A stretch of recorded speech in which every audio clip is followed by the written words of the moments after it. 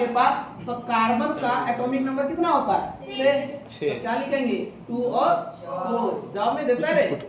Oxygen का करेंगे तो एटॉमिक नंबर कितना होता है? क्या करेंगे? 2 और 6। अब क्लोरीन का करेंगे कितना होगा?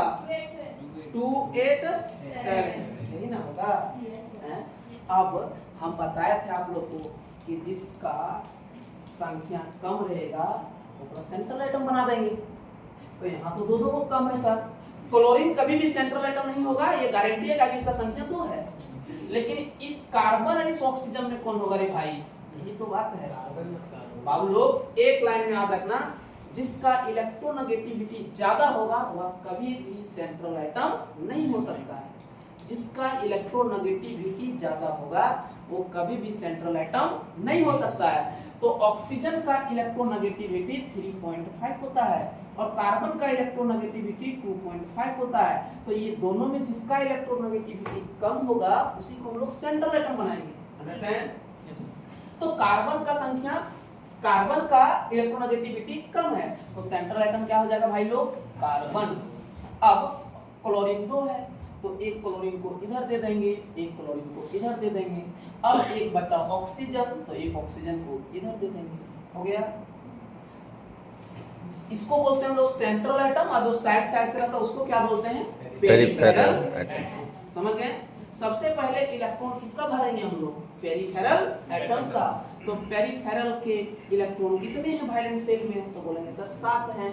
तो क्लोरीन का 7 इलेक्ट्रॉन दे दो, 1 इलेक्ट्रॉन, 2 इलेक्ट्रॉन, 3 इलेक्ट्रॉन, 4 इलेक्ट्रॉन, 5 6 7। किसी को दिक्कत?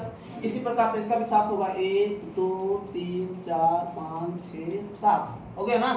इसका कितना होगा ऑक्सीजन का? ऑक्सीजन का कितना होगा हम लोग? 6। तो क्या लिखेंगे? 1 2 3 4 5 6। हो गया ना? अब कार्बन का दे देंगे। कार्बन का कितना होगा देखो तो थोड़ा सा। तो कार्बन का होता है 4, तो इधर दे देंगे 1 इलेक्ट्रॉन, इधर दे देंगे 1 इलेक्ट्रॉन, और इधर कितना इलेक्ट्रॉन दे देंगे? 2 इलेक्ट्रॉन। 4 हो गया। बताइए ऑक्सीजन 8 करना चाहेगा, कितना इलेक्ट्रॉन मांगेगा उसको? 2। इसके साथ 2 इलेक्ट्रॉन शेयर करेगा। एक क्लोरीन कितना इलेक्ट्रॉन चाहिए क्लोरीन को?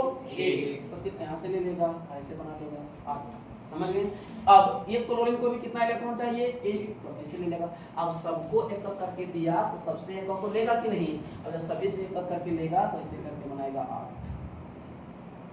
समझ गए? तो इसका जो नया कंपाउंड होगा स्टूडेंट्स वो क्या होगा थोड़ा ध्यान से देखेंगे। नया कंपाउंड जो होगा वो क्या होगा थोड़ा ध्यान से देखिएगा। देखिए नया कंपाउंड क्या होगा थोड़ा ध्यान दीजिएगा। ऑक्सीजन से 2 तो करेगा है ना? ऑक्सीजन को 2 दिया है तो 2 करेगा ना? 2 बार दिया है। समझ गए? चलिए इधर देखिए कंपाउंड क्या बनेगा? कार्बन, और इधर से देखिए सिंगल बॉन्ड क्लोरीन बनेगा ना? और इधर से देखिए डबल बॉन्ड ऑक्सीजन, ऊपर से देखिए सिंगल बॉन्ड क्लोरीन। यही ना होगा?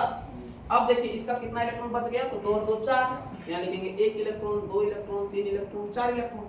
इसका कितना इलेक्ट्रॉन बचा बाबू उधर? 6। लिखेंगे 1 2 3 4 5 6। हो गया ना? अब इसका कितना इलेक्ट्रॉन बचा? 1 2 3 4 5 6। किसी को दिक्कत यहाँ तक? अब इसी में हमको लिखना है क्या कि बॉन्ड पेयर बताइए। तो bond pair, 1 bond pair, 2 bond pair, 3 bond pair, 4 bond pair. तो बॉन्ड पेयर का संख्या कितना होगा? 4।